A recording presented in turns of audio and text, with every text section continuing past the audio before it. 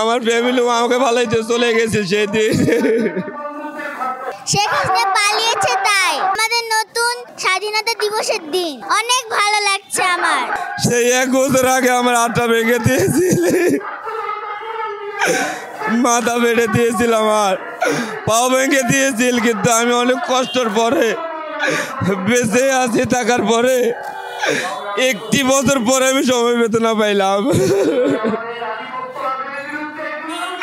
50,000 টাকা আমাকে দিছে অনুদান, কিন্তু আমি অনেক কষ্টের পরে এই টাকাটা পাইছি। সেদিন আমি অনেক অত্যাচারের শিকার হয়েছিলাম।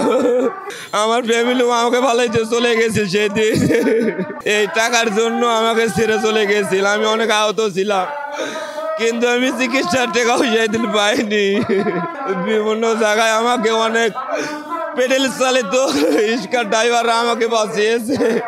সেই 2025-এ পূর্ণ জাগরণে 2025-এ আমি 1 নম্বর হয়েছি গান গেয়ে।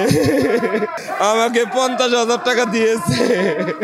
আমি নিয়ত করছি যতদিন বাঁচবো ওখান থেকে গান গেয়ে যাব। সেখানে ওয়াসিমের বাপ মা এসেছিল। আসার পরে আমি ছোট ছোট গান বাজনা করে থাকি, নিজে নিজে বানায় সুর করি এবং গাই। সেখানে তার কান্না দেখে আমি অনেক ভারী হয়ে গেছিলাম। পরে একটা গান গাইছিলাম আবু সাইদকে নিয়ে, তাকে সান্ত্বনা দেওয়ার জন্য, কিন্তু আমি বুঝতে পারি না যে গানটা আমার এত ভাইরাল হইব। শিল্প একাডেমির মাধ্যমে আমাকে যখন সুযোগটা দেওয়া হলো গান গাওয়ার, আমি কল্পনা করতে পারি নাই যে আমি এই সুযোগ পাবো। গরিব ঘরের ছেলে শোনো আবু সাইদ নাম, লেখাপড়া করাইছিল সেই ছেলেটার কাম।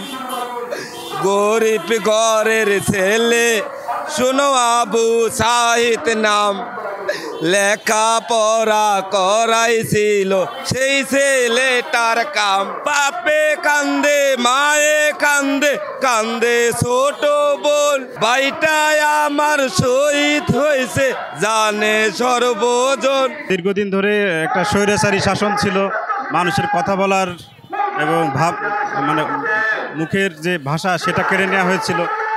অনেক বেশি জুলুম এ জাতির উপর হয়েছে।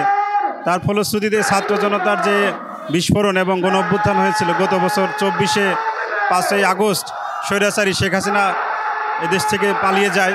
তো আজকে তার প্রথম বর্ষপূর্তি, এই উপলক্ষে আসলে অনেক ভালো লাগছে এবং জাতি নতুন আশা পাক, দিশা পাক, নতুন ব্যবস্থা গড়ে উঠুক এবং একটি বৈষম্যহীন স্বৈরাচার মুক্ত বাংলাদেশ গড়ে উঠুক, সেটাই কামনা করছি। নিঃসন্দেহে এটা একটা খুব আনন্দের বিষয়, কারণ গত বছরের এই দিনে যারা বাংলাদেশকে একটা ফ্যাসিস্ট রাষ্ট্রে পরিণত করেছে, তাদেরকে এই দেশের ছাত্র জনতা তাদেরকে বাংলাদেশ থেকে বিতাড়িত করেছে 2024 সালের আগস্টের 5 তারিখে। তো ইসলামী ছাত্র শিবির আগস্ট, জুলাই এবং আগস্টের পুরো মাসব্যাপী বিভিন্ন ধরনের কর্মসূচি হাতে নিয়েছে। তো তারই ধারাবাহিকতা আজকের এই র্যালি, এবং র্যালিতে এখানে ইসলামী ছাত্র শিবির ঢাকা মহানগর উদ্যোগে র্যালি আয়োজন করেছে। এবং নিঃসন্দেহে এটা আমাদের জন্য একটা আনন্দের বিষয় এবং একটা ভালো লাগার বিষয়।